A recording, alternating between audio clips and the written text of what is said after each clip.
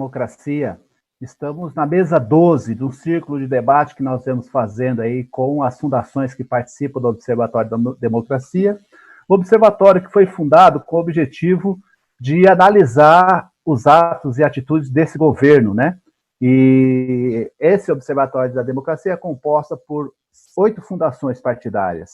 É a Fundação Lauro Campos Marielle Franco, Fundação Perseu Abramo, Fundação Maurício Grabois, Fundação Leonel Brizola Alberto Pasqualini, Fundação João Mangabeira, Fundação Cláudio Campos, Fundação da Ordem Social e Fundação Astrogildo Ribeiro. Essas fundações têm como objetivo fazer o debate político, incentivar o debate e a formulação que nós tanto estamos precisando nesse momento que nós estamos vivendo, um momento de ataque à democracia brasileira. E hoje estamos contando com a participação nesse tema, o mundo do trabalho e a pandemia, de Clemente Gans Lúcio, que ele é sociólogo, assessor das centrais sindicais e ex-diretor de DIEESE. Temos a companheira Tereza Campelo, que é ex-ministra de Desenvolvimento Social e de Combate à Fome no governo Dilma Rousseff. Temos o companheiro Ricardo Antunes, que é sociólogo e professor da Unicamp. E temos Mauro Odo Nogueira, que é pesquisador do IPEA, especialista em microempresa e economia informal.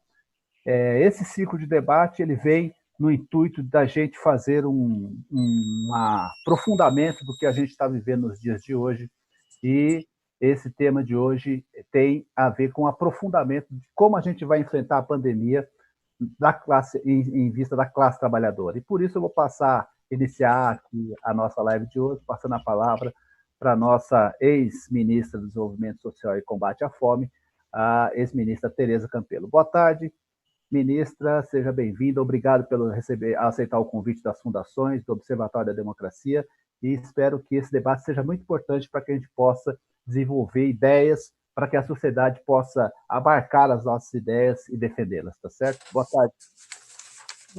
Boa tarde, Francis. Aqui quase boa noite, que eu estou fora do Brasil, mas voltando logo na sequência. Boa tarde, Francis. Boa tarde, Ricardo Antunes, Mauro Odo, companheiro Clemente. Agradecer o pessoal que está nos acompanhando aí na equipe técnica.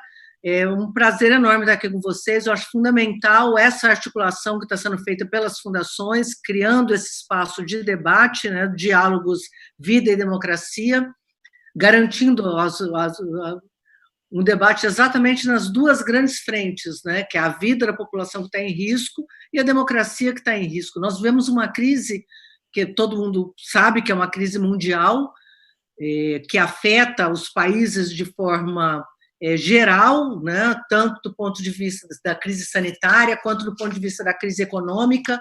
O Brasil, acho que mais do que os demais países, ainda está sendo atingido por uma crise política violentíssima e uma crise social decorrência dessas outras 3 dimensões.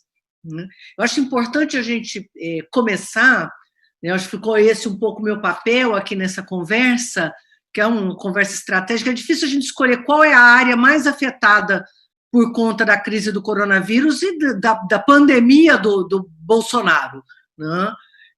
Mas certamente o mundo do trabalho é um dos que mais mais vem sendo afetado e talvez seja o mais afetado do ponto de vista do médio e longo prazo, né? E o que eu acho que é o mais dramático é que o Brasil ele tinha alguns ativos quando essa crise começou, quando a pandemia foi anunciada. Ele tinha alguns ativos e, infelizmente, por conta desse governo, nós desperdiçamos. Nós tínhamos um ativo que era o tempo. O Brasil, né, o coronavírus chegou, a doença chegou no Brasil 2 meses depois do que ela tinha chegado nos outros países, portanto, a gente podia ter se preparado, se organizado. Nós, ao contrário de outros países em desenvolvimento e pobres no mundo, nós contávamos com um sistema único de saúde, que é um ativo fundamental construído, né, desde a Constituição Federal de 88, contávamos com uma rede gigantesca de assistência social, com estados, municípios, com a Caixa Econômica Federal, com bancos públicos, com um cadastro único e com essa possibilidade de articular governos federais, governos estaduais, unificar a sociedade civil, que vem atuando, né, a gente está vendo aí os movimentos, e o governo, ao invés de fazer isso, não só desperdiçou esses ativos, como atua permanentemente contra as medidas de isolamento social, e até aí é um atentado contra a vida da população. Então, eu acho que é muito importante a gente ressaltar isso, para que fique claro que tem muita gente dizendo, nós temos uma crise no emprego, uma crise no mundo do trabalho por conta do coronavírus. Eu acho que não é isso que nós temos que dizer. O emprego disparou no Brasil, o mundo do trabalho, os ambientes de trabalho, as empresas, as demissões em massa, o mercado informal. A gente tem uma crise enorme, não por conta do coronavírus, mas por conta da falta de ação do governo federal. Nós temos países que enfrentam a situação dramática como a nossa, do ponto de vista da crise sanitária, também tiveram que fazer um lockdown, também tiveram que fechar, e, no entanto, o desemprego não está atingindo os índices que vai atingir no Brasil. Por quê? Porque o governo não tomou as medidas para proteger a população, e o governo não tomou as medidas para proteger o trabalhador, seja o trabalhador formal, seja o trabalhador informal, e muito menos para proteger as empresas. Então, as grandes empresas, os grandes bancos protegidos, mas o conjunto da economia completamente desassistido. O que a gente considera que o governo deveria ter feito desde o início? Acho que 3 coisas fundamentais que ele não fez. Ações concretas para garantir a população que trabalha na informalidade. Então, o governo demorou para tomar medidas, que é a renda básica emergencial, não lançou as medidas, depois anunciou R$200, por conta da inação do governo, a sociedade civil se organizou, os partidos de oposição, apresentamos uma proposta e conseguimos aprovar essa proposta, que é dos R$600. Tem muita gente que diz que é do governo, não é, como nós que fizemos, certo? Atropelando o governo que teve que acatar. Então, essas medidas do governo vieram atrasadas, depois ele não se organizou para implementá-las, então elas chegaram atrasadas na população, a população já passando fome e indo para a rua. Então, os informais desprotegidos por falta de medidas. O mundo da carteira de trabalho, certamente os colegas vão falar sobre isso, vou falar rapidamente. O governo soltou inicialmente uma medida absurda, que era uma medida que dizia o quê? Os empresários podem suspender os contratos de trabalho sem pagar ninguém, que é um absurdo, ao oposto do que o mundo todo fez. Quase todos os países do mundo tomaram medidas para proteger os empregos, dizendo o quê? Ou que eles iam pagar a folha de salário integralmente, ou tomando medidas para apoiar as empresas para que elas não demitissem. O governo fez um movimento oposto, suspender os contratos de trabalho. Teve uma crise enorme, aí ele fez o quê? Tirou essa proposta e apresentou uma outra quase tão ruim quanto, que acabou muitas das empresas demitindo gente, as medidas levaram a uma redução da massa salarial muito grande, e nós vamos ver, acho que no próximo período, as consequências dessas medidas mal feitas. E a terceira coisa que ele tinha que ter feito, que ele não fez, é tomar medidas para garantir que as empresas continuassem vivas, mesmo que estivessem com as portas fechadas. Algumas empresas conseguiram ter acesso a linhas de crédito, mas os micro, pequenos e médios empresários não tiveram. Então, nós vamos ter, ao final da crise sanitária, um desemprego gigantesco, uma parcela da população fora do mercado de trabalho. A gente tem os dados que saíram da PNAD agora, que são apavorantes, certamente.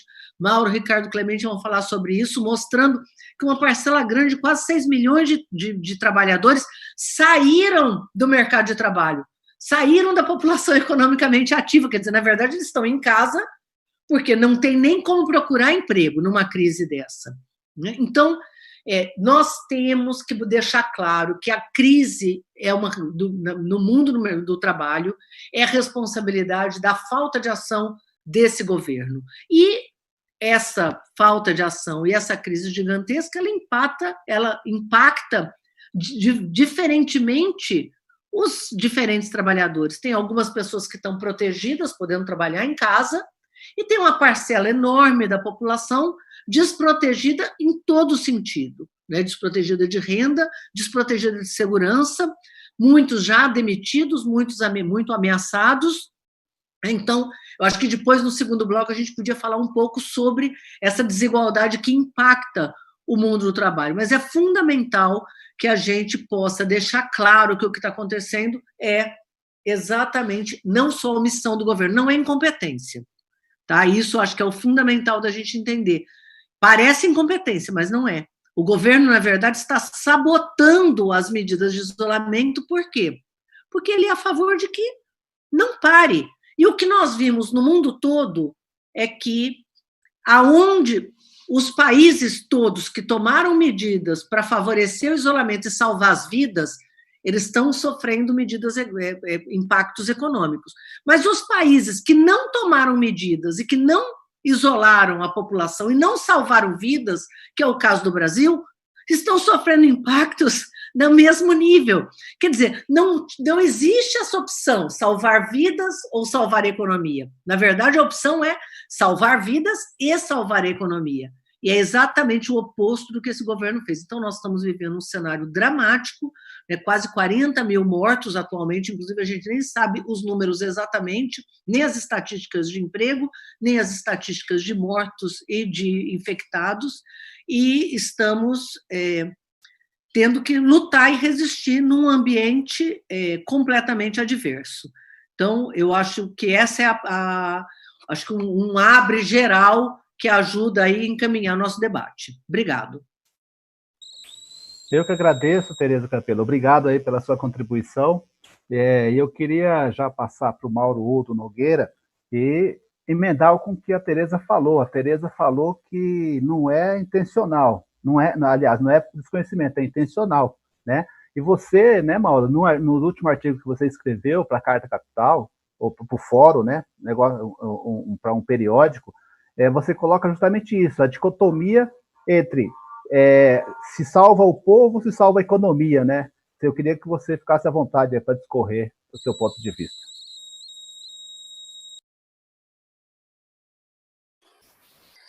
Eu queria inicialmente, né, assim, agradecer o convite, agradecer, né, a oportunidade, né? Eu sou pesquisador, professor do mestrado lá do IPEA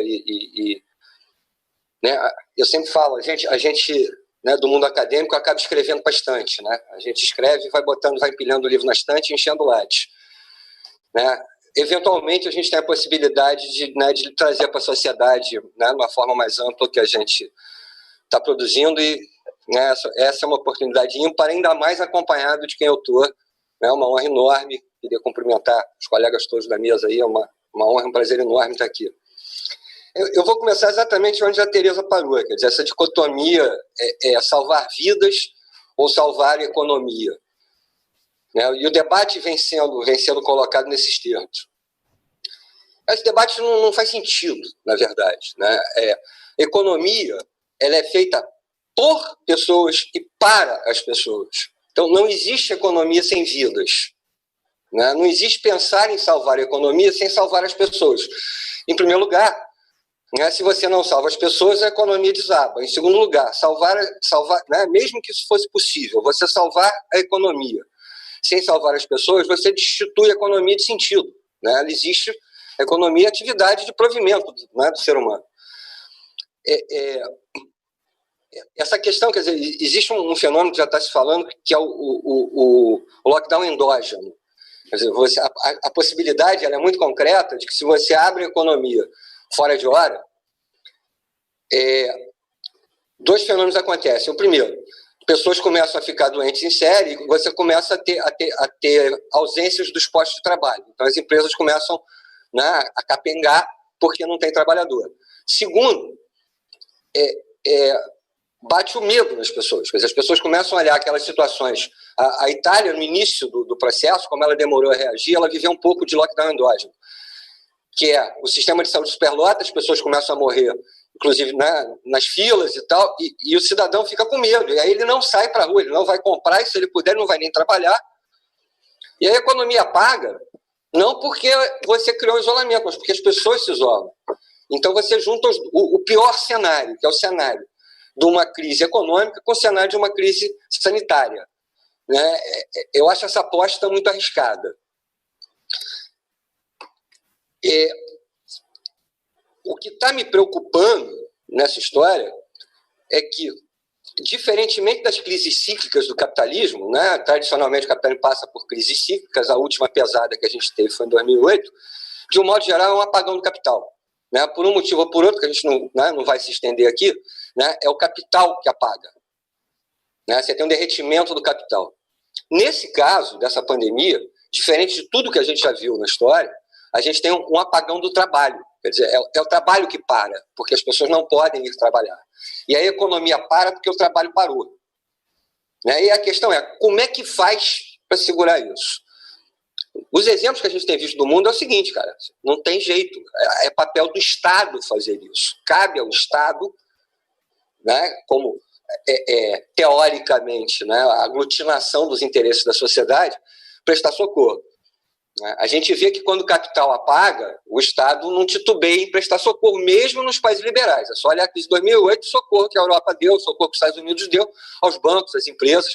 E dessa vez o socorro está indo mais pesado ainda. Quer dizer, os dogmas do equilíbrio fiscal e da relação dívida-PIB foram absolutamente abandonados. A gente tem escutado economistas ortodoxos falando assim, eu sou liberal, mas até dezembro eu sou keynesiano. Eu escutei isso, mais de um fala isso. Porque, na verdade, a questão é essa. E o que a gente tem visto é medidas insuficientes e proteladas. Né? Na verdade, as coisas, o que parece é que se dificulta o máximo que uma medida seja implementada. Eu vou dar um exemplo. A última medida que saiu, que se tentou corrigir distorções de medidas anteriores, foi a Lei 13.999, que é uma lei de socorro, a primeiro instrumento que saiu para socorro às micro e pequenas empresas. Eu vou falar um pouquinho disso. Essa lei foi promulgada, foi aprovada em 24 de abril. Ela só foi sancionada 3 semanas depois, dia 18 de maio.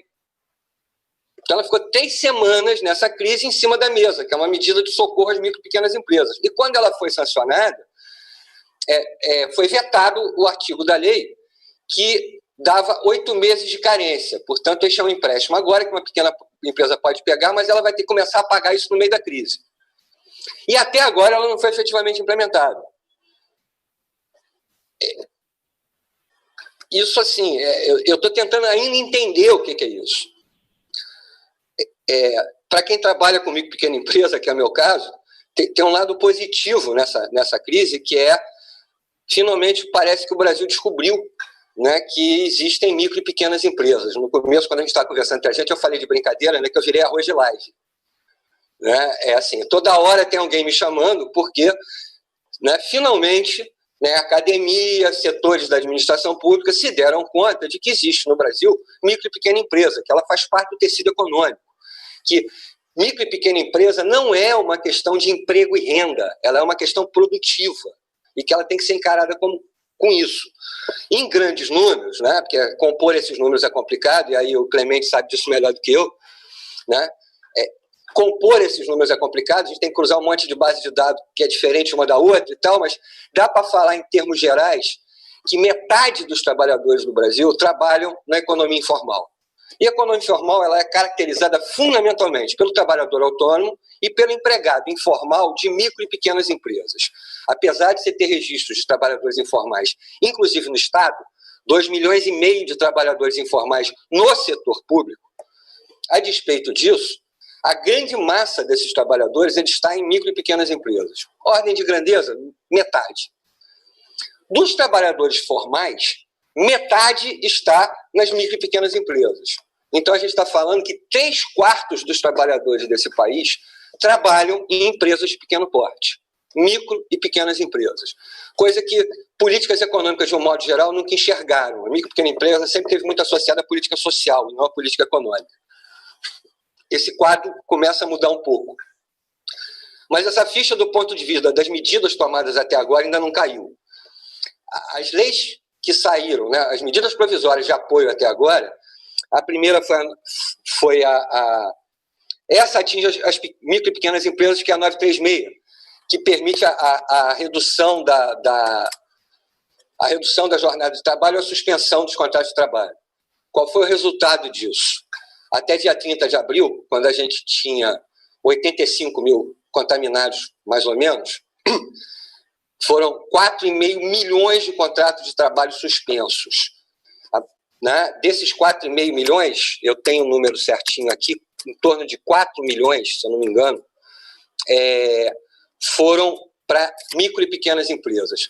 Essas empresas estão paradas, sem condição de operar, sem nenhum auxílio. Quando esses trabalhadores voltarem, eles têm 2 meses de garantia de emprego, cara, e depois eu não tenho dúvida, os empresários vão começar a demitir.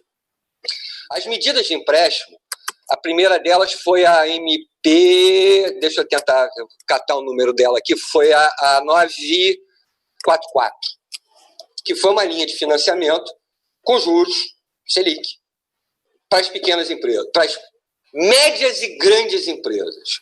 As micro e pequenas empresas, que têm faturamento abaixo de 360 mil, ficaram de fora. Eu estou falando de 6,5 milhões de empresas com mais ou menos 15 milhões de empregos. Não saiu nada para elas. Em reação a isso, saiu a 13.999, que é uma lei que o Congresso aprovou, né, de empréstimo. Essa lei, como eu disse, ela ficou parada para ser sancionada, ela foi sancionada com o veto da carência e ela ainda não foi posta em operação. Agora, essa semana, saiu uma nova medida provisória, a 975, se eu não me engano, né, que aumenta as garantias para empréstimos dos bancos. Mais uma vez, as micro e pequenas empresas ficaram de fora. Então, basicamente, o que eu estou dizendo é 6,5 milhões de empresas formais que respondem por 15 milhões de empregos formais, fora pelo menos mais uns 4 ou 5 milhões de empregos informais. Até agora não saiu nada para elas, a não ser a redução da jornada ou suspensão dos postos de trabalho. Isso vai implicar numa destruição do tecido produtivo que eu não consigo imaginar o tamanho. A quebradeira já começou, né? Essa semana eu estava brincando, eu fiz uma pesquisa utilizando o método econômico mais rigoroso que existe de pesquisa econômica, que é andar na rua, sair para andar na rua, para olhar o que está acontecendo. Eu moro em Niterói, aí eu fui andar em Caraí, andei nas 3 principais ruas comerciais de Caraí. Eu contei 112 lojas já visivelmente encerradas, fora aquelas que não deu para identificar se estão encerradas ou não. Hoje saiu um dado da Associação do Sindicato dos Bares e Restaurantes do Rio de Janeiro e já fecharam no Rio de Janeiro, encerraram as atividades 1.000 estabelecimentos de bares e restaurantes, algo em torno de 20 mil empregos. Quer dizer, assim, a gente já viu, né, com a PNAD, 4 milhões e 900 mil desempregados em 30 de abril, desses 3 milhões e 700 informais, 1 milhão e 200 formais. O que vem pela frente é difícil prever, né? E como é que a gente vai sair dessa, nessa circunstância que a gente está, é mais difícil ainda. É isso. Obrigado, Mauro Oldo Nogueira. Na verdade, é uma preocupação mesmo que a gente precisa ter de como enfrentar, né? E nessa esteira aí das preocupações das micros e pequenas empresas, do trabalho informal, ainda tem a tecnologia, né, Ricardo? Ricardo Antunes, que tem falado muito sobre isso, o impacto da nova tecnologia no trabalho, no mercado de trabalho, na condição de trabalho das pessoas, né? Inclusive, teve um último artigo que eu tive acesso, que eu consegui ler, e agora, José, né? Então, com a palavra aí, o Ricardo Antunes, nosso professor da Unicamp e sociólogo. Obrigado, Francis. Eu quero agradecer às fundações todas pelo convite, né? Acho que o momento nos obriga a fazer uma discussão o mais ampla e o mais profunda possível desse tema. Quero deixar também meu abraço ao Mauro, à Tereza, ao Clemente e aos nossos companheiros que estão aí na infraestrutura, a Helenise, né? E o Márcio, que sem o trabalho deles, nós não estaríamos fazendo essa live aqui, né? O tema mundo do trabalho, claro, ele daria para a gente tratar de muitos pontos e como também a ideia é jogar um ponto, né, algumas questões centrais para o debate. Eu diria assim, primeiro, a pandemia do capital, esta não é uma pandemia da natureza, né? não tem uma causalidade biológica estranha e externa. A pandemia do capital deixou, né, o rei a nu, no cenário global e no cenário brasileiro. Aqui tudo é amplificado, porque se nós temos uma crise econômica profunda no cenário global, né, os Estados Unidos, eu lembro que até as primeiras semanas de maio tinha chegado a 33 milhões de solicitações de seguro-desemprego, né, desemprego chegando a 20%. Né, uma economia devastada, que na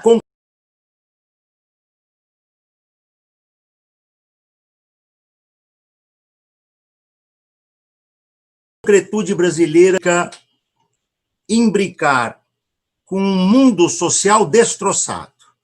Acho que os dois colegas, a Tereza e o Mauro, já disseram. A Tereza referia-se à informalidade. Que país pode ter um mínimo de dignidade, né, para a sua classe trabalhadora se ela tem mais de 40% da informalidade? E esses dados são ainda pegando os primeiro período de março, né? A hora que a gente for fazer a mensuração desse segundo trimestre mais aprofundado e do que vem pela frente no cenário brasileiro, aí nós vamos ter saudade da informalidade de 40%, entende? Nós vamos ter saudade da informalidade de 40%. Né? Desemprego mais aberto, desemprego oculto, subemprego, subutilização. Bom, todo mundo conhece bem isso, não há tempo para retomar. E num cenário político destroçado. Nós estamos vivendo uma contra-revolução preventiva de amplitude global, e a taça da tragédia mais ampliada é nossa. Se não bastasse Trump e uma miríade de expressões, aberrações assemelhadas, nós temos aqui um caso ainda mais grave. Né? E também, como já foi dito, não por incompetência. Eu acho que esse governo incompetente ele não é. Aliás, o Bolsonaro mostrou muita competência em toda a sua ação política. Nenhum de nós, eu nunca conversei com vocês sobre isso, mas acho que nenhum de nós, 1 ano e meio, 2 antes das eleições, víamos qualquer possibilidade de uma vitória eleitoral, né, de um indivíduo que parecia digamos assim, um animal pré-histórico que falava por um grupo minoritário. Deu no que deu, né? É um governo, como eu tenho caracterizado provocativamente, é um governo de tipo lumpen, que combina traços neofascistas com um neoliberalismo primitivo e predatório, tá certo? E as consequências são profundas. O que o mundo do trabalho, então, o mundo do trabalho e pandemia, né? Nosso tema. O que eu consigo ver desse mundo do trabalho, né, que nós estamos estudando?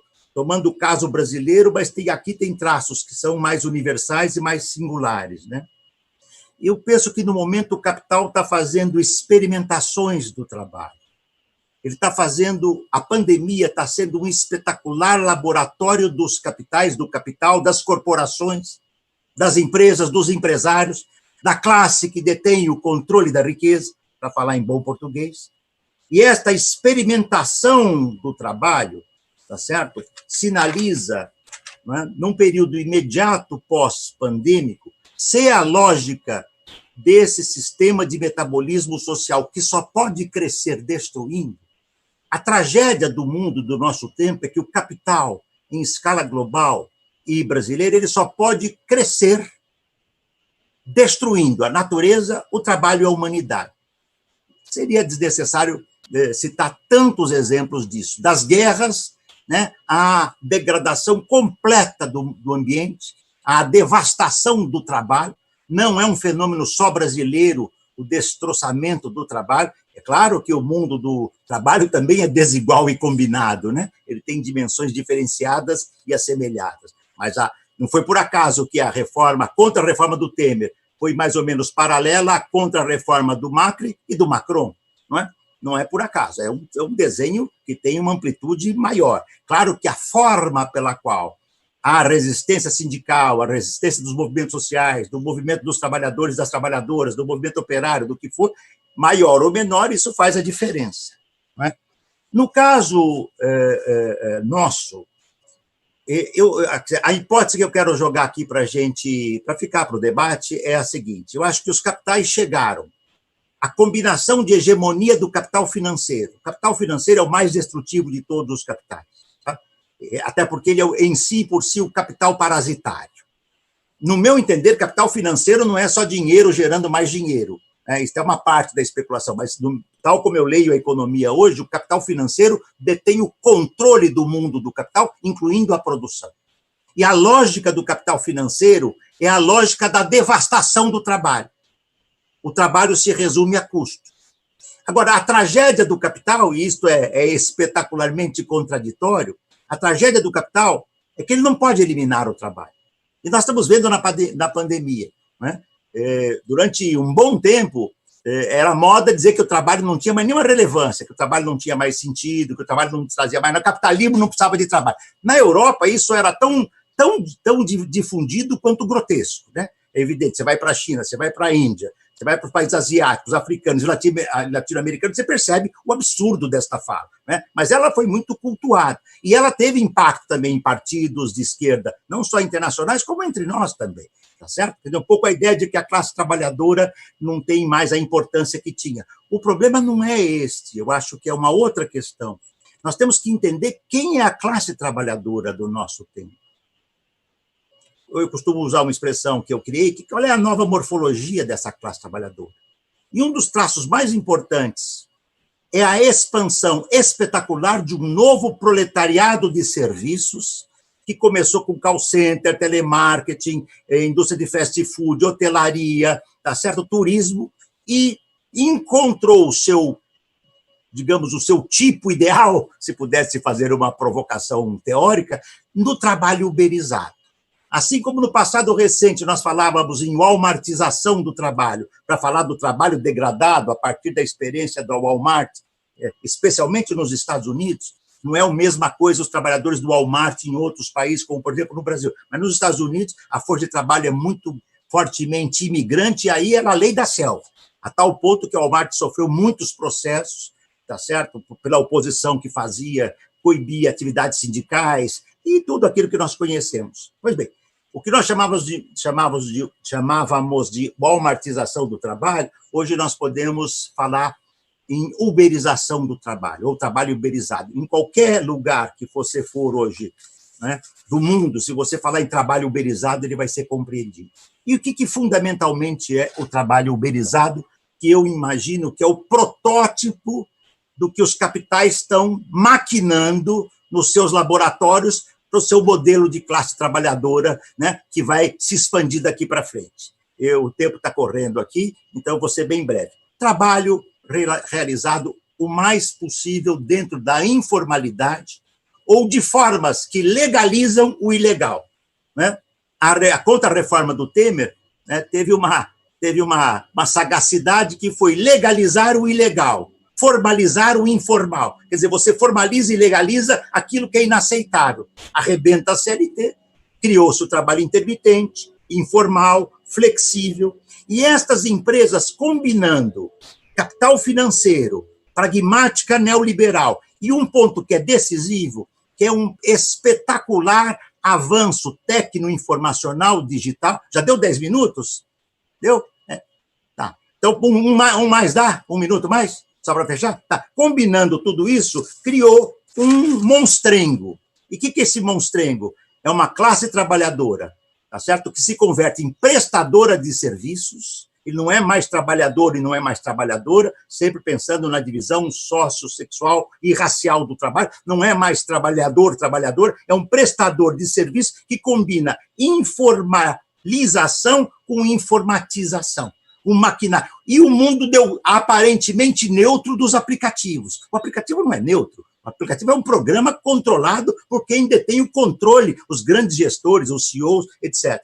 O resultado é que indústria 4.0, trabalho uberizado, sinalizam o trabalho que os capitais visualizam, não só nos serviços, isso vai para professores, médicos, trabalhadoras do care, tá certo? Trabalhadoras domésticas, eletricistas, motoristas, entregadores de motoboys. Aliás, essa última semana eu recebi pelo menos umas 50 notícias de revoltas e rebeliões de trabalhadores dos aplicativos, iFood, Rappi, esse novo proletariado percebe o vilipêndio da exploração que eles estão sofrendo. Isso coloca, para terminar, então, e rodamos a segunda metade, que os desafios são de profunda monta para os sindicatos, o Lúcio vai falar disso, nós podemos depois voltar, para os movimentos sociais. Agora, eu tenho a impressão que é um ponto fundamental que eu não quero deixar de dizer. Nós, partidos de esquerda, né? Os partidos de esquerda, os movimentos sociais de esquerda, os sindicatos de classe, nós estamos obrigados a reinventar um novo modo de vida. Senão, se vocês organizarem para daqui 4 anos uma live como essa, nós vamos estar falando de 80% da classe trabalhadora na informalidade. Eu acho que, para começar, era o que eu queria ter falado. Obrigado. Obrigado, professor, pela contribuição. Acho que isso faz a gente ficar refletindo, quais são os nossos desafios, né? E para falar dos nossos desafios, quero chamar também sociólogo, assessor das centrais sindicais, ex-diretor técnico de IES, Clemente Gans Lúcio, aí, para ver como enfrentar isso, né, Clemente? Seja bem-vindo. Obrigado, Francis. Um prazer estar aqui com a Tereza, com o Ricardo, com o Mauro. Queria parabenizar a iniciativa do Observatório da Democracia, as fundações dos 8 partidos, a iniciativa dos debates, né, esse conjunto de debates que está sendo feito. Tanto as reflexões que a Tereza, o Ricardo e o Mauro trouxeram mostram um quadro dramático de processo de destruição do sistema de relações de trabalho, em alguma medida, pelo ataque às mudanças na proteção do trabalho, seja previdenciária, seja no conjunto de direitos, a informalização, seja a ampliação e a precarização pelas novas formas de ocupação que a tecnologia faz mediação e surgimento, portanto, de inúmeras ocupações precárias, a predominância das ocupações e do emprego na micro e pequena empresa, na média empresa, como o Mauro colocou. Essa pandemia está revelando várias das dimensões que não eram visíveis, apesar de serem dominantes no nosso meio, não eram visíveis do ponto de vista político. É o caso papel das micro, pequenas e médias empresas, é o caso da desigualdade, é o caso da informalidade, todos os problemas que tomam tomam feição para a sociedade, se tornam visíveis, passam a fazer parte, inclusive, no cotidiano do debate, o que, por um lado, é bom, porque nós estamos traduzindo essa perversidade, essa múltipla perversidade em debate público, iniciativas de debate, a questão do trabalho volta a ter uma centralidade, e isso tudo é muito importante para o enfrentamento que nós vamos fazer. De todo modo, é importante que nós tenhamos clareza que estamos entrando em um percurso de uma crise sem precedentes. Muito provavelmente nós, no futuro, os historiadores dirão que passamos nesse período talvez pela mais grave crise econômica que a humanidade já enfrentou, talvez mais severa do que depois a depressão de 29, com as consequências das guerras, porque há múltiplas outras transformações em curso, o Ricardo pontuou algumas delas, e a consequência dos efeitos disso tudo nessa dinâmica é muito profundo, transformações profundas, e no caso do Brasil, combinado com um governo central que tem uma estratégia muito clara, que vai de maneira contrária a tudo aquilo que seria uma administração da crise, uma gestão dessa crise compatível com a sua complexidade, compatível com uma atuação visando justamente criar as condições para o país enfrentá-la do ponto de vista social, sanitário, econômico e político da maneira adequada. Nós estamos em todas as dimensões atuando no sentido contrário do que seria o necessário, e isso deve conferir ao país provavelmente uma trajetória de nós rapidamente irmos de uma grave recessão para uma depressão econômica, o que pode nos levar a termos, no mínimo, uma década para sair dessa crise. Não é brincadeira onde que nós estamos entrando. a trajetória dessa crise pode nos levar a perdermos mais uma década, o que significará provavelmente quase 2 décadas onde o país tem uma regressão econômica talvez jamais vista na nossa história.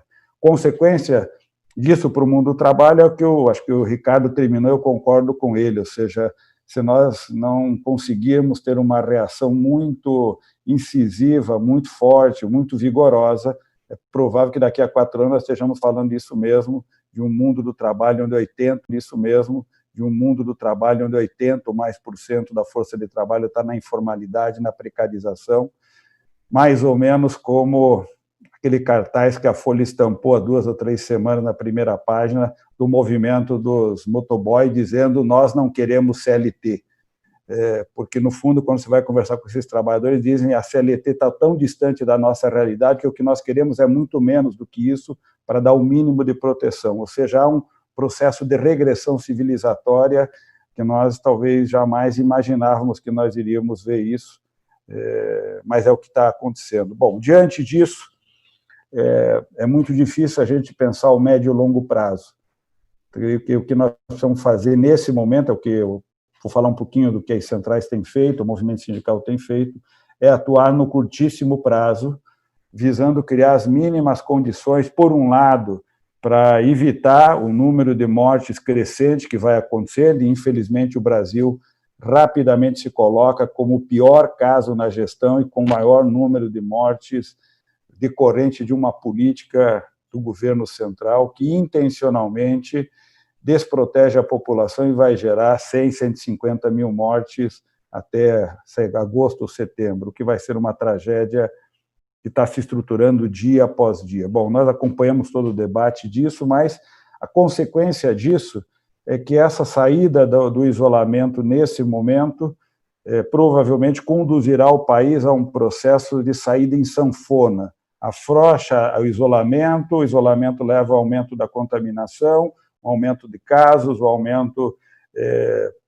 da gravidade sanitária, novamente fecha empresas, fecha setores, fecha regiões, e essa sanfona econômica entre abre e fecha, a instabilidade, a insegurança e a imprevisibilidade aumentará o drama do sistema produtivo. Se você fala com um empresário, ele diz mais do que saber como eu vou voltar, eu preciso saber quando eu vou voltar, porque eu tenho que estruturar a minha capacidade de resistência na micro, na pequena, na média, na grande empresa.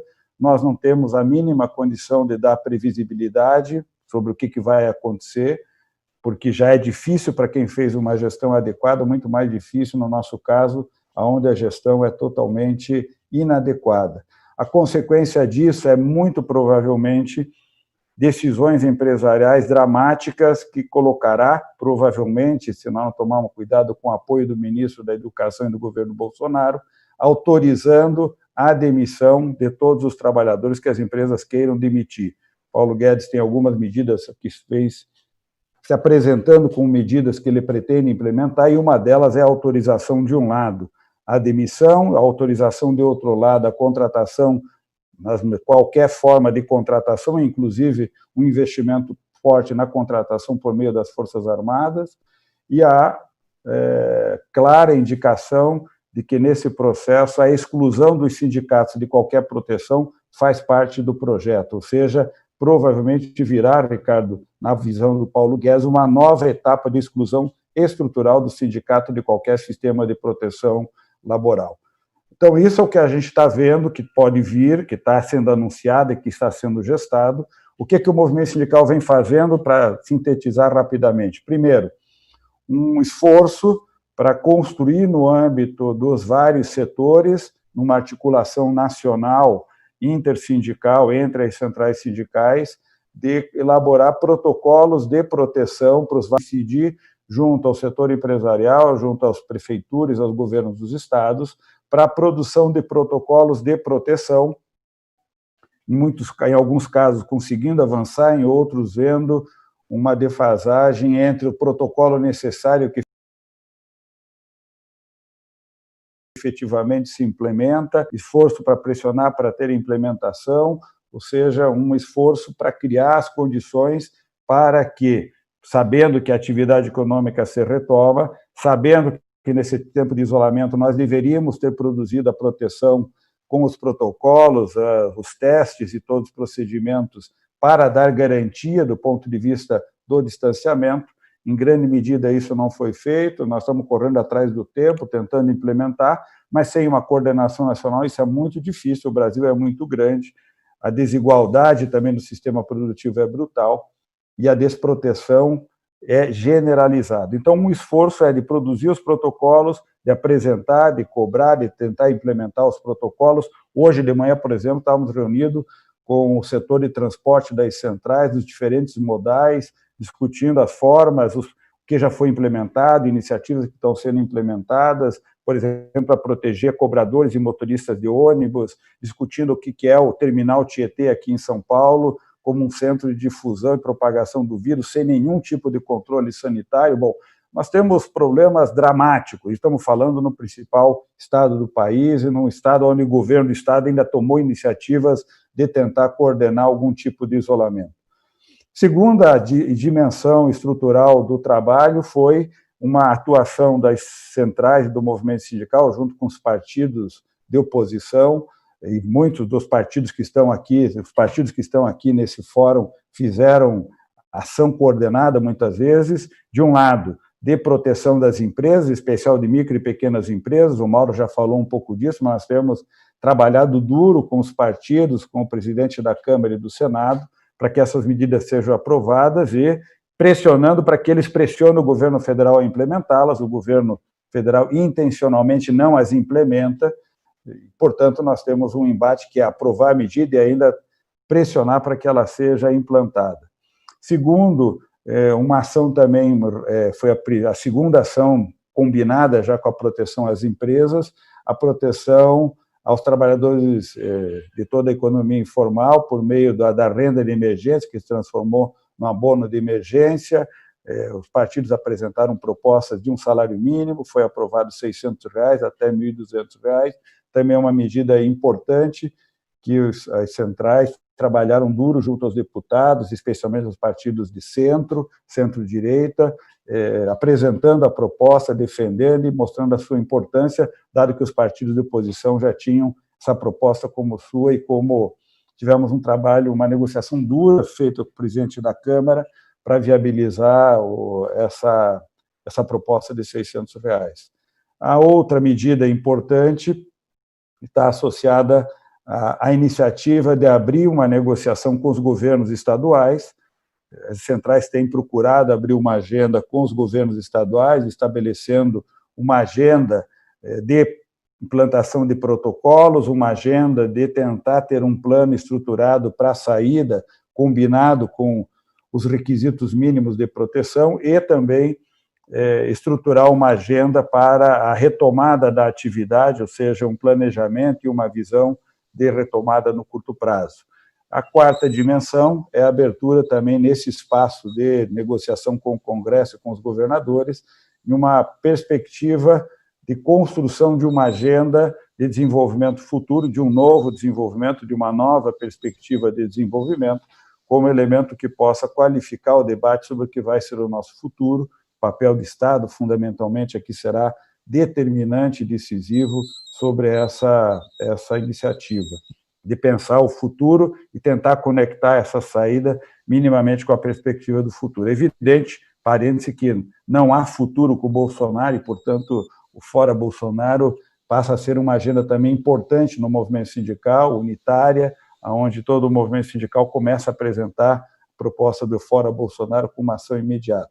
E a última dimensão, para encerrar, é a abertura de espaços de negociação com o setor empresarial, portanto, com as organizações, com empresas, com fóruns que une o setor empresarial nos mais diferentes ramos, com movimentos, como teve um movimento grande com umas 1.200, 1.600 empresas, chamado Não Demita, com as confederações patronais, federações patronais, ou seja, uma tentativa também de constituir nesse espaço algum tipo de interlocução visando uma incidência no âmbito dos estados, especialmente na formulação de uma atuação organizada e minimamente pactuada. Estamos tentando abrir, Mauro, agora, essa semana, com as organizações que representam micro e pequenas empresas, também o espaço de diálogo para a formulação de estratégias. Tá? Depois eu queria até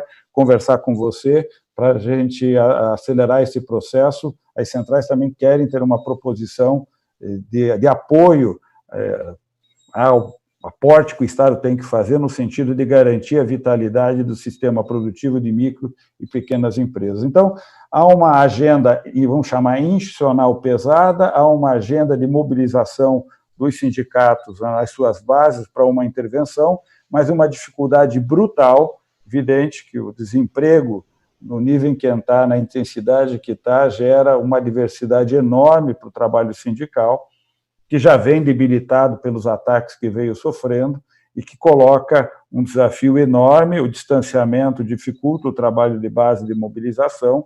Como foi dito, são quase 10 milhões de pessoas que foram colocadas ou na suspensão ou na redução da jornada de trabalho.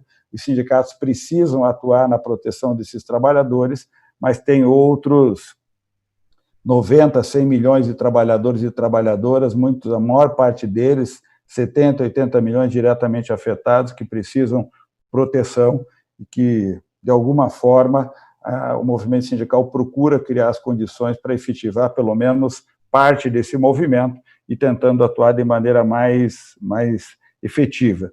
A última dimensão, só depois eu posso comentar na próxima etapa, é também um trabalho das centrais e do movimento sindical na defesa da democracia, na articulação institucional com organizações nacionais, visando formar um muro de proteção ao grave ataque à democracia, ao Estado Democrático de Direito, às liberdades, às instituições, condição mínima necessária para que a gente continue lutando e enfrentando esses desafios. Vai lá, Francis. Obrigado, Clemente. Eu fui aqui informado pela organização que a gente ganhou mais um tempinho aqui de live, então a proposta, por conta do conteúdo que todos estão contribuindo nesse debate, em vez de ser aí de 3 a 5 minutos nessa segunda etapa, vai ser 10 minutos também para que as pessoas possam desenvolver, até 10 minutos, não é obrigado a usar todo, mas se a pessoa quiser desenvolver, vai ter esse tempo para desenvolver. E aí, como agora vai começar com o Clemente, eu vou tomar a liberdade de abater do tempo dele o que ele já usou da primeira etapa, então vou dar 5 minutos, tá? De modo que todo mundo fica com o mesmo tempo igual, tá certo? Então, peço até desculpa, Clemente, mas aí você tem mais 5 minutos para você fazer a sua complementação e já fazer o agradecimento final. E eu quero fazer uma provocação aí para o Clemente responder, que é o seguinte, ele falou muito de mobilização, que as centrais sindicais estão atuando e tal. Como fazer essa mobilização em tempos que nós estamos só atuando virtualmente, né? Como as centrais têm enfrentado essa nova realidade? Queria que ele nos orientasse nesse sentido aí. Bom, Francis, acho que uma das coisas que o movimento sindical, além de continuar fazendo o trabalho chamado trabalho de base, ou seja, os dirigentes sindicais continuam fazendo o trabalho nos locais, com todos os cuidados, mas continuam fazendo, cresce o uso dos recursos da internet, ou seja, os sindicatos hoje fazem assembleias na internet, fazem reuniões, deliberam sobre um acordo, sobre uma proposição também na internet, isso vem crescendo, aplicativos estão sendo criados, desenvolvidos para articular, reunir e deliberar, isso é uma inovação importante, acho que ela vem para ficar, isso ajudará na articulação dos trabalhadores e do sindicato em relação ao trabalho de deliberação. Há um trabalho todo de solidariedade, arrecadação de mantimentos e de disponibilização. Muitos sindicatos colocaram sua estrutura a serviço do sistema de saúde local, então os sedes estão sendo usadas pelo sistema de saúde, colônia de férias para fazer isolamento, tem sido usado também a estrutura do movimento sindical, e uma atuação também na representação e nas negociações das datas bases, das condições de trabalho, da redução de jornada, do isolamento, ou seja, para média e grandes empresas, milhares de acordos foram feitos visando proteger o emprego e visando criar as condições para que se façam a resistência. Mas é uma diversidade muito grande, uma situação extremamente grave do ponto de vista do enfrentamento propositivo, porque nós estamos estruturalmente na defensiva, ou seja, as empresas estão fechando, como o Mauro disse, a quantidade de empresas que fecham todo dia, são milhares os trabalhadores que estão sendo demitidos e não estão recebendo as verbas rescisórias, são milhares também os trabalhadores que tentaram acessar o abono emergencial e não conseguiram. Os dados é que é um contingente entre 30 a 40 milhões de pessoas que se inscreveram não tiveram acesso ao abono emergencial ainda e provavelmente nem terão acesso. Milhares de trabalhadores que também gostariam de ter acesso ao recurso da redução da jornada ou da suspensão com o apoio da empresa não estão tendo, as empresas estão decidindo fechar e demitindo os trabalhadores, e tudo isso é de uma diversidade enorme, coloca uma série de restrições, mas os sindicatos têm usado os recursos que estão disponíveis para fazer, as reuniões com o Congresso, com os parlamentares, com os partidos, com os governadores, com os prefeitos, com o setor empresarial, com os partidos políticos, presidente da Câmara, do Senado, reuniões regulares de negociação estão sendo feitas todas por meio virtual. Isso é uma mudança importante, intensifica esse trabalho de negociação e atuação institucional, mas também requer esse trabalho de mobilização. E, por fim, vocês devem ter visto, começa a aparecer as mobilizações, já 2 semanas tem sindicatos já se envolvendo nessas mobilizações, com as restrições, se é hora ou não de ir, mas está todo mundo discutindo, e creio que há um processo de preparação para também tomar o espaço da rua, também tomar o espaço da manifestação, e nós teremos tempos muito difíceis, mas que exigirão de nós todos muita unidade, muita concentração, muita concertação, para que nós tenhamos capacidade, de um lado, de enfrentar, de outro, ter capacidade inovativa, e acho que pegar esse desafio que o Ricardo colocou, de pensar o mundo futuro sobre novos paradigmas, sobre novas referências. Acho que nós temos a oportunidade, no meio dessa crise, de recolocar uma perspectiva de uma utopia daquilo que ainda não existe, mas que é viável, que é possível, que nós temos capacidade efetiva de colocar. A desigualdade, a pobreza, a miséria, o desemprego, a desproteção, tudo isso volta para a agenda com muita força. A educação, a saúde, a proteção, o meio ambiente, tudo isso pode ser revalorizado, e creio que nós podemos ter uma agenda bastante promissora pela frente, apesar de toda a crise que está posta, da gravíssima crise e das severas restrições que serão colocadas no curto prazo. Os desafios são enormes, mas a gente não escolhe o campo em que joga, em que atua. Nós temos que atuar nesse campo real e nele criar as soluções que sejam as mais adequadas e as que teremos capacidade de enfrentar. Obrigado, Clemente. Agora passar a palavra ao professor Ricardo Antunes, sociólogo da Unicamp. 10 minutos, tá, Ricardo? Tá bem. Muito bem. Para tentar, então, ajudar e completar um pouco o que eu não consegui apresentar no primeiro tempo, né? Mas a ideia fundamental eu fiz. Assim, se eu pudesse, eu diria o seguinte: primeiro, é claro que a ideia de reinventar um novo modo de vida, ela só se coloca, né, para a grande maioria da população que é trabalhadora, em situações absolutamente excepcionais. E acho que todos nós concordamos que o que nós estamos vivendo no mundo hoje, no Brasil e no mundo, é de absoluta excepcionalidade. A única coisa parecida com isso talvez tenhamos tido há 102 anos atrás na gripe espanhola, tá certo? Que morreu também muita gente, né? Mas era um outro mundo. Né? E, assim, não sou especialista no que vou falar agora, então é pura intuição, mas a Primeira e a Segunda Guerra Mundial, que foram momentos, digamos assim, brutais, eles não tiveram uma amplitude mundial como esta pandemia teve. Ela começou na China, Ásia, Europa, África, América, ou seja, todos os continentes foram afetados, claro, em função da indigência, tá certo? Do vilipêndio, né? Do nosso governo, aqui no Brasil, ela se acentua muito mais duramente. Não é? Muito bem, então, o que eu poderia, para ajudar, inclusive, a dialogar, viu, Clemente? Porque eu acho que a ação do movimento, e vou falar isso com o espírito mais aberto, porque nós já debatemos muitas vezes, se eu não tivesse alguma convicção do que eu estou falando, eu não falaria, né?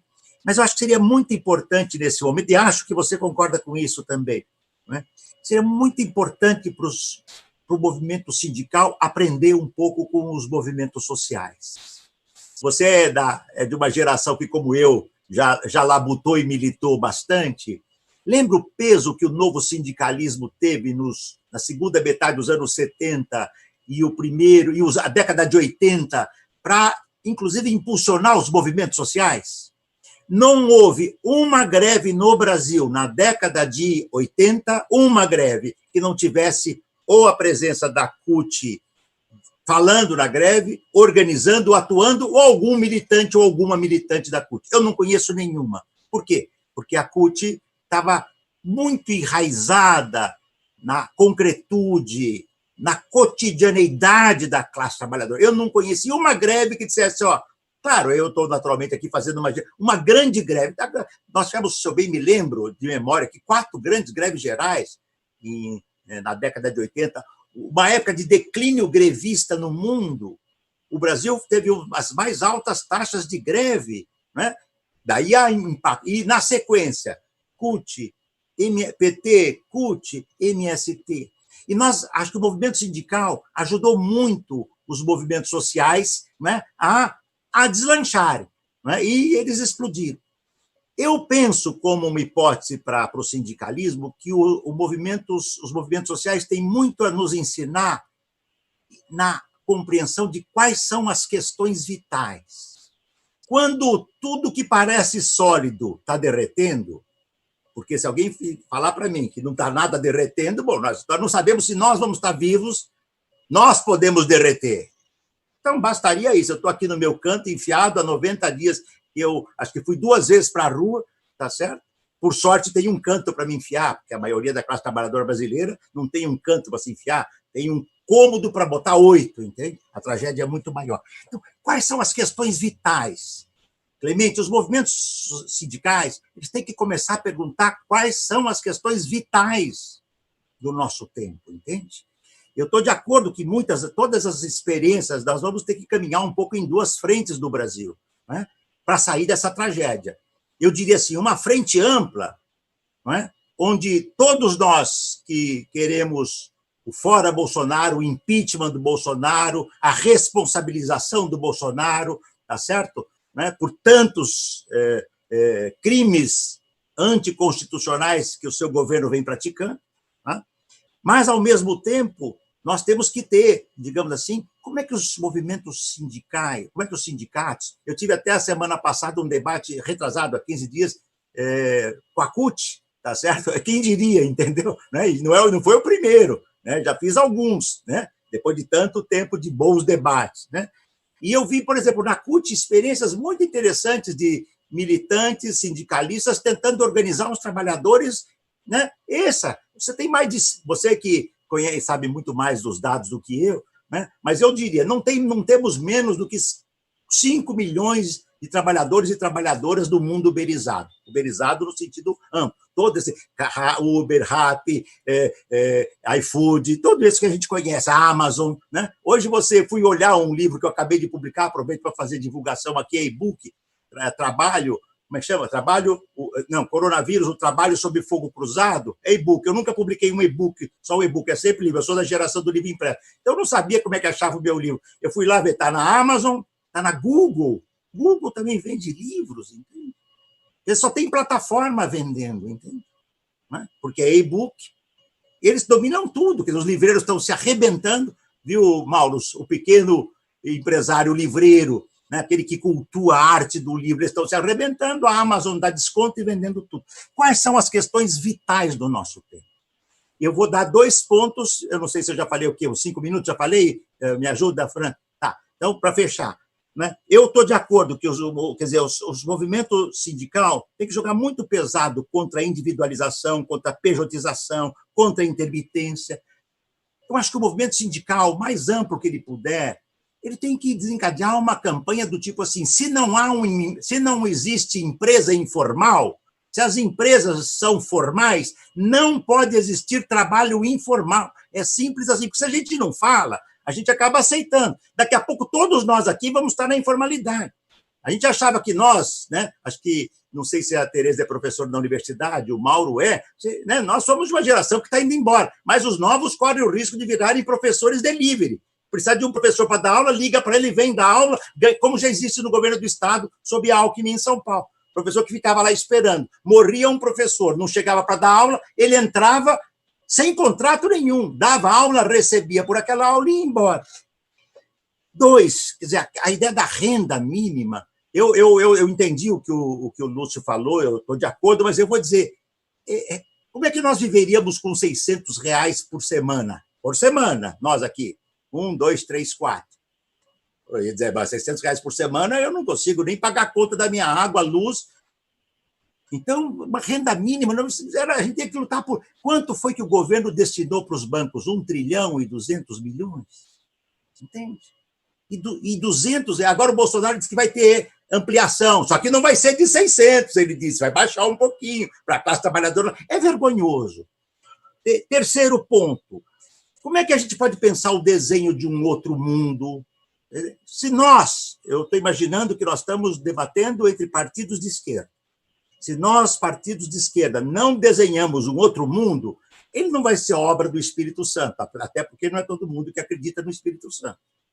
Tá certo? E o Espírito Santo anda em más companhias dos últimos tempos, tá certo? Quem domina o campo do Espírito Santo é o demônio, ou são os demônios, entende?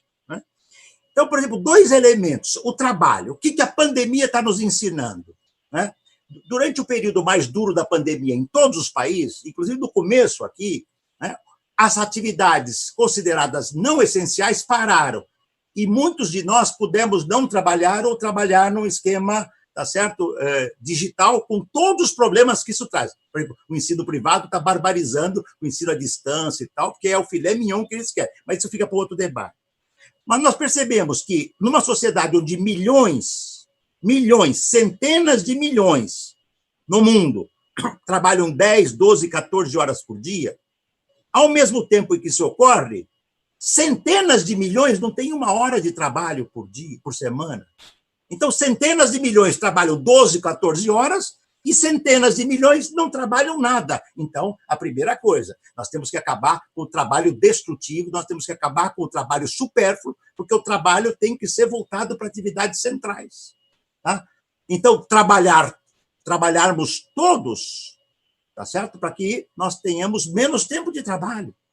E perguntar, produzir ok para quem? Tá? Nós temos que fazer isso. Se nós não fizermos essa pergunta, e não vai ser o empresariado que vai fazer. Última nota, a questão da natureza. Nós aprendemos, nesses 2, 3 meses, São Paulo, por exemplo, né, da cidade de São Paulo, Campinas, onde eu moro, que houve uma redução enorme da poluição do ar, né, ambiental. Por quê? Porque os carros saíram de circulação e as fábricas que poluem pararam de produzir. É uma boa pista. Né? Uma sociedade não precisa ter tantos carros e tantas fábricas como essa. Agora, pô, professor, mas isso é muito complicado. Eu tenho a impressão que o mundo inteiro hoje, ou melhor, no mundo inteiro hoje, tem muita gente refletindo sobre que mundo nós estamos, por que nós chegamos nisso, quem ganha com isso e como nós temos que fazer para sair disso. Fica aí, então, minha colaboração. Acho que é a última minha. Eu agradeço o convite. Foi um prazer debater com todos e todas. Né?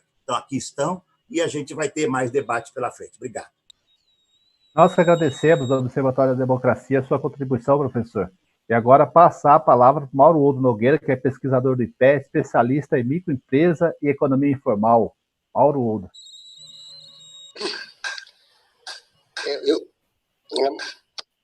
Eu vou partir também, dessa vez, de onde o Ricardo parou. Né?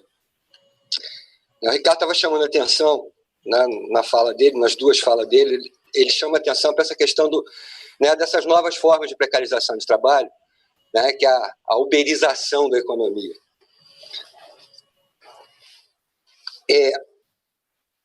em função da... Né, essa é uma pressão que já vem há algum tempo, né? A gente já vem convivendo com ela há algum tempo, existe uma pressão de um lado, né, uma pressão do capital, né, para essas novas formas de contratação, que se traduzem numa enorme, né, precarização das relações de trabalho, das garantias do trabalhador, né, e uma resistência, né, não só dos movimentos sindicais, claramente, né, há uma resistência dos movimentos sindicais, mas eu acredito que até uma resistência cultural em relação a isso. Quer dizer, são formas de engajamento no trabalho que as pessoas, né, quem pode evitá-las, né, quem tem alguma forma de tentar, né, sair disso, sai apesar do discurso de que essas novas formas de relação te dão liberdade, se traduzem em empreendedorismo, né? Elas são, né, embaladas com uma bela pílula, né? Mas, na verdade, há uma resistência, né, a se aderir a isso. Eu temo que com essa... Né, um dos efeitos, uma das consequências de médio prazo dessa pandemia, por um lado, em função da destruição do tecido produtivo, né, que a gente está vendo acontecer. Outro dado que eu não falei da outra vez, mas saiu a PINC, a pesquisa da indústria, pesquisa mensal da indústria, a produção física. A produção física industrial brasileira, ela caiu nesses 2 meses, os números todos que a gente tem são de março e abril, 26%. A gente está 38% abaixo do recorde histórico do menor registro que a PIN teve até hoje.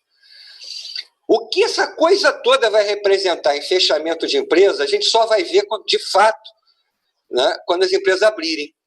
Na hora que as empresas começarem a abrir de verdade, a gente começar a ver, essa padaria não abriu.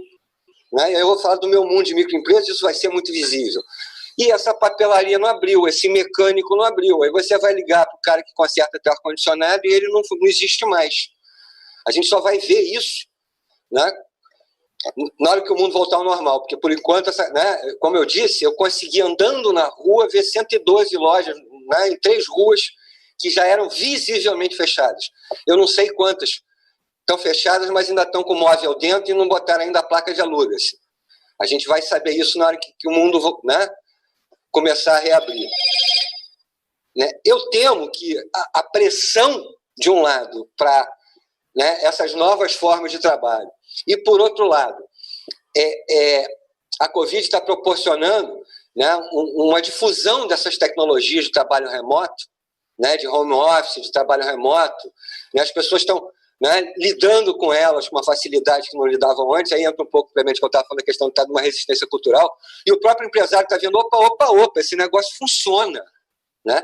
Dá para o cara trabalhar de casa. Né?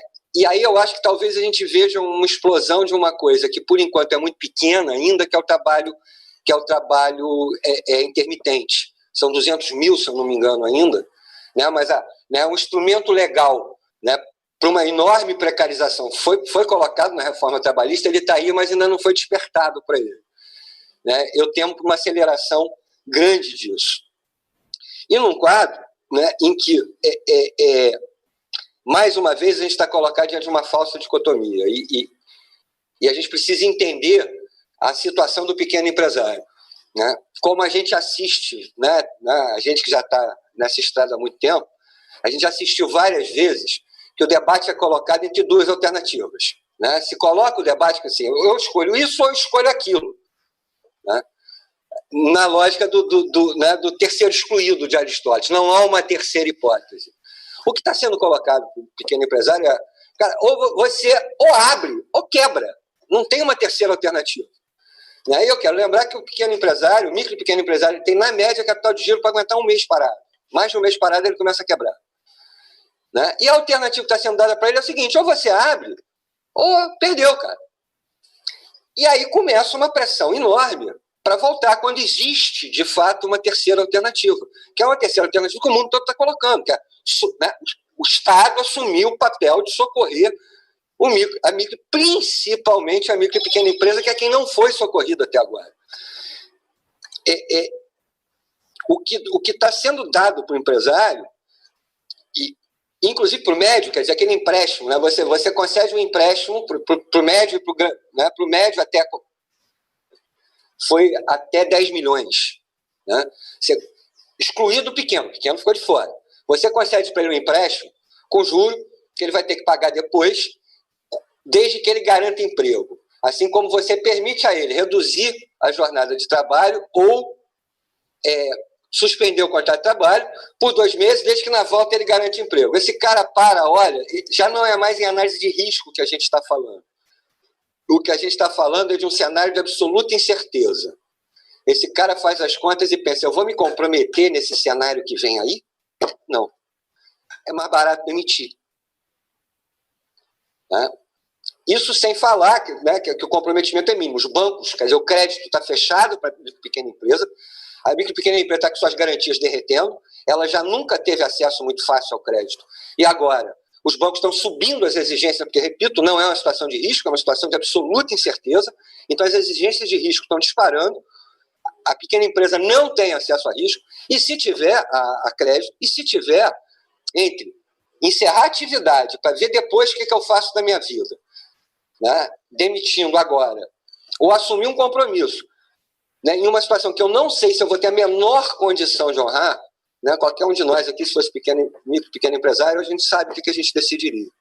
Existem alternativas? Existem. A gente publicou esta semana, por exemplo, a gente publicou na forma de um livreto uma proposta de crédito para micro e pequena empresa. Isso custaria, custo efetivo para o governo, a ideia é um crédito para micro e pequenas empresas com 1 ano de carência e um prazo de amortização. Esse crédito seria proporcional ao faturamento. O prazo de amortização varia em função, quer dizer, a amortização ela é contingente à receita menos folha de pagamento. Então, ele vai pagar na medida em que ele puder pagar. A estimativa de prazo médio é 1 ano de pagamento para cada mês de empréstimo. É um empréstimo sem juro, então o Estado não entra subsidiando, ele é corrigido pelo IPCA. Esse empréstimo, se durar 2 meses, ele custaria, em 3 anos para o Tesouro, 20 bi. Se ele durar 5 meses, ele vai custar em 6 anos para o Tesouro, 90 bi. Gente, né?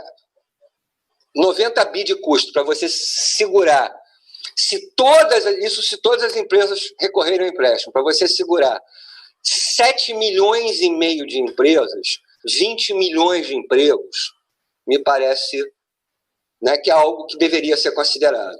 Mas, repito, esse contingente de empresa até agora está completamente fora de qualquer apoio. Né? Quando a gente conversa, o que se escuta é não, mas o desembolso disso é muito grande. No pior cenário é um desembolso de 600 bi. 3% no aumento da relação de dívida pública-PIB. Porque isso pode representar, do ponto de vista de manutenção do tecido produtivo, de emprego e de não pressão para essas novas formas de precarização, eu acho que é razoável. Né? Então, essa é uma das alternativas, a alternativa que a gente desenhou e propôs. Existem outras. Né? Eu acho que precisa se abrir com urgência o debate de as micro e pequenas empresas precisam ser urgentemente socorridas. É isso. Obrigado, Mauro Odo Nogueira. Brilhante aí a sua contribuição. Agora passar para a nossa querida Tereza, companheira, Tereza Campelo, né? E ela, na última vez que eu vi um texto seu, você fala, Tereza, que a renda básica emergencial já faz aniversário, né? E que tem informação de que está acontecendo, que é a grande dificuldade, né? E você falou na sua fala inicial aí da desigualdade. Como lidar com essa situação? Francis, todos, olha, o debate eu acho que está sendo super rico, né? Eu até fiquei pensando aqui, a gente falando de estar fazendo muita live, né? Para quem que nós estamos falando, né, na verdade? O Mauro tem falado aí que ele virou arroz de live, né? Arroz de festa aqui em live, o Ricardo também. Para quem que nós estamos falando? Esse público que tem assistido as lives, que eu acho que é importante a gente se relacionar com ele, chama a atenção. Ele, na verdade, talvez represente aí entre 10% e 15% da classe trabalhadora, dos trabalhadores que estão numa situação de proteção. Ele está protegido porque ele tem home office, ele está protegido porque ele tem renda. Né? Eu fiquei tentando fazer essa conta, Mauro e Ricardo, para tentar imaginar quantos seriam. Né? Será que é 10%, 15%? Quem são os servidores públicos, o povo mais na área de educação, professores universitários, quem está trabalhando mais na área de informática. Então, nós temos aí um nicho que está protegido, eu diria, nas duas frentes. Está protegido porque está em casa, então está protegido do vírus, e está protegido porque, pelo menos por enquanto, tem renda, certo? Os demais estão completamente desprotegidos e na insegurança. Eu tenho um público que é os trabalhadores essenciais, esses expostos ao vírus e à contaminação e já com redução de renda, né? Então, você tem o trabalhador de saúde, de supermercado, esse entregador aí do Uber, da Amazon, que estão super expostos, né? Mas com renda, mesmo com a renda achatada, e você tem o restante da população jogado ou no desemprego, ou trabalhando precariamente, com dupla, na verdade, exposição, né? A de renda e a contaminação. Então, assim, você tem um nível de exposição, e quando a gente olha como que isso bate, né, nos diferentes públicos, eu acho que essa pandemia, ela revela também essa desigualdade, né, no mercado de trabalho. Na última vez que a gente conversou, a gente falava da tragédia da dona Mirtes e do menino Miguel, né, que na verdade, a Mirtes teve que trabalhar, levar o menino junto, porque a patroa dela não a liberou e ela teve que trabalhar, né? E o resultado, uma situação dramática do menino que caiu do prédio e faleceu, revelando aí, eu acho que os dois mundos, ela protegida fazendo a unha, expondo a manicure e expondo a empregada. Então, eu acho que esse conjunto de situações que a gente está vivendo também tem nos gerado, que são quem está mais exposto, né? Que isso é outro assunto, exposto ao desemprego, exposto à informalidade, exposto à doença, os negros, as mulheres. Então, essas grandes desigualdades no mercado de trabalho, elas também estão vindo para cima da mesa. Eu acho que a gente tem que aproveitar para discutir, né?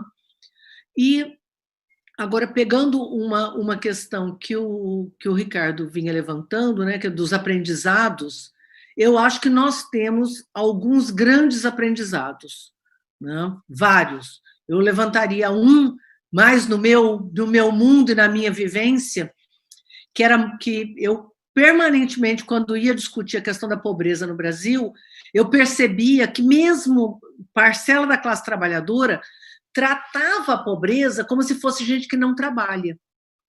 Então, tem o trabalhador e tem o pobre não trabalha. Isso não é a realidade no Brasil. A realidade no Brasil é que o pobre é trabalhador, o pobre é classe trabalhadora. Você tem, o nível de desigualdade é tão grande que você tem uma classe trabalhadora, você tem uma parcela da população que trabalha muito e não consegue receber o mínimo nem para viver com dignidade, apesar de trabalhar muito. Tem gente que começa a trabalhar aos 5 anos de idade, aos 13 anos de idade, trabalha a vida toda na informalidade, ganhando pouco, vivendo de forma miserável, e parcela da população acha, eu sou contra o Bolsa Família, eu sou contra, eu passei ouvindo isso. Porque essa pessoa não trabalha, a gente ainda vai dar um dinheiro e premiar o vagabundo, né? Quer dizer, não consegue ter essa dimensão de que a pobreza e a desigualdade não tem a ver com trabalhar ou não trabalhar. Pode ser até que em alguns países tenha, mas no Brasil não tem. A grande maioria da população pobre e miserável no Brasil, que vivia e trabalhava e recebia Bolsa Família, são famílias de trabalhadores também, né? Num nível de exclusão gigantesco. Então, eu acho que essa situação nos trouxe esse aprendizado. À medida que joga uma parcela da população gigantesca, num nível de vulnerabilidade tão grande que se vê na necessidade, sendo trabalhador, de estar recebendo um auxílio emergencial, né? E eu acho que isso tem feito a sociedade refletir. Então, tem um aprendizado, tem milhares, mas tem um aprendizado que eu queria trazer aqui para a gente colocar em cima da mesa, que eu acho que é importante, que é não tem essa oposição entre o trabalhador e o pobre, né? Como que a gente junta isso para repensar que mundo nós queremos, que era aquela reflexão do Ricardo. Segunda grande questão que vocês todos falaram, que é o papel do Estado, né? Jogou e chacoalhou na frente de todo mundo, né? sejam aí os que agora começaram a ver Keynes na goiabeira, né? E um fenômeno espiritual impressionante, né? A aparição do Sir Keynes na goiabeira, sejam aqueles que reconhecem que... Então, a discussão do papel do Estado, principalmente em duas grandes frentes, né, que é a área de saúde. Tem gente dizendo que a área de saúde saiu enfraquecida. Eu não acho que saiu.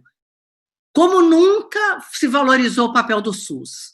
Como nunca se valorizou no mundo todo, aqui na Inglaterra, onde eu estou, a importância de ter um sistema único de saúde e de que ele não pode ser sucateado como ele vinha sendo sucateado. E a segunda grande questão, né, para pegar só 2 pontos aí da importância do Estado, é a questão da proteção ao trabalho. Quer dizer, foi exatamente o que faltou agora.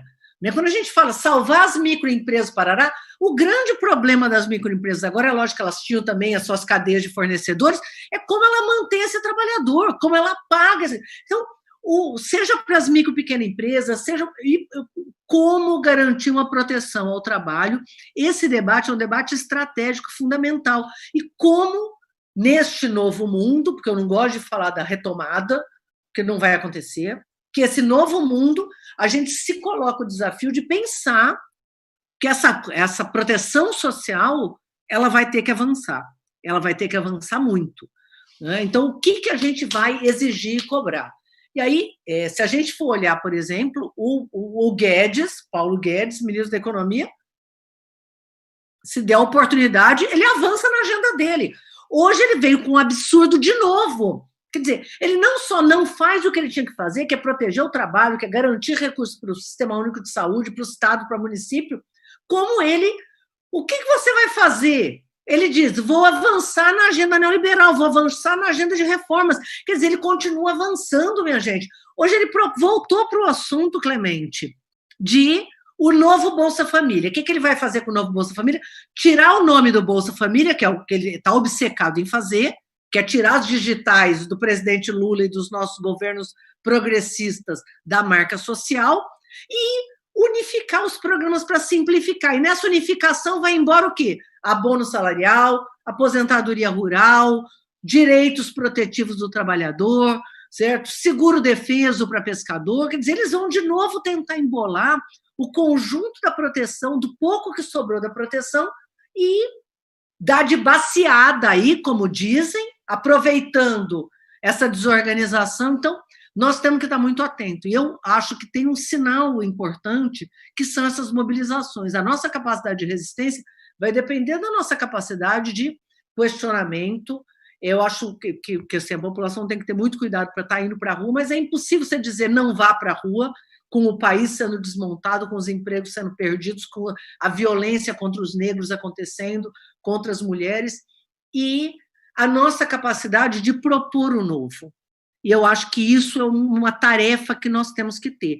Nós estamos vivendo uma janela histórica, talvez a última que a gente viva, pegando o gancho também com o Ricardo, talvez a última janela para pensar um novo mundo, um mundo que se dispõe a alterar os padrões de consumo completamente individualistas e inúteis que a gente tinha, um padrão de desenvolvimento que pense o verde, que pense o sustentável, que pense biocombustíveis, mas que também pense relações de trabalho diferenciadas. E eu acho que nós estamos sendo desafiados a colocar essa agenda na mesa para se contrapor essas propostas não só desagregadoras, desestruturadoras do país, mas que continuam numa agenda que não nos trouxe nada. Então, a população sabe que esse governo, a população está com medo, não quer morrer, e eu acho que precisa de um sinal de esperança, e eu acho que esse sinal de esperança nós temos a obrigação de dar como movimento sindical, como movimento social, que tem muitas lições mesmo, acho que o Ricardo também nisso estava certo, como partidos, né, de oposição e de esquerda, nós temos a obrigação de colocar uma agenda de construção de um novo mundo na mesa. Muito obrigado. Obrigado você, Tereza. Nós agradecemos, né, a participação de todos, esse debate enriquecedor, assim, de uma profundidade tremenda, né, e que é uma realização do Observatório da Democracia, nesse ciclo de debates, que é Diálogos, Vida e Democracia. Agradecer ao Clemente Gans Lúcio, que é sociólogo, assessor das centrais sindicais, ex-diretor técnico de IESE, a você, Tereza Campelo, ex-ministra do Desenvolvimento Social e Combate à Fome, ao Ricardo Antunes, sociólogo, professor da Unicamp, e ao Mauro Oldo Nogueira, pesquisador do IPE, especialista em microempresa e economia informal. Agradecer também aos internautas, né, que agora, nessa nova realidade, nós estamos aqui com várias pessoas presentes assistindo a gente, mas que isso fica gravado e que outros internautas a todo momento vão estar assistindo, né? Então é uma nova realidade que não é só nesse momento da gravação, mas fica à disposição. Então agradecer aí a todos que estão assistindo esse rico debate. Agradecer aí também o apoio da Evelise Pacheco e do Márcio Demarco, que sem eles não seria possível a realização dessa live, que são trabalhadores e que estão assim a full time na assessoria e ajudando a gente, e da importância desses profissionais, né? E dizer que no próximo dia 13, seguindo os ciclos de debate, vai ter Centrais Sindicais e a Crise, vai ser coordenada pelo nosso camarada Nilson Araújo, que é da Fundação Cláudio Campos. Querendo agradecer a todos vocês, agradecer imensamente o atendimento ao convite, que todos totalmente atenderam o convite, e um grande abraço para todo mundo, até a próxima, porque a luta continua, tá certo?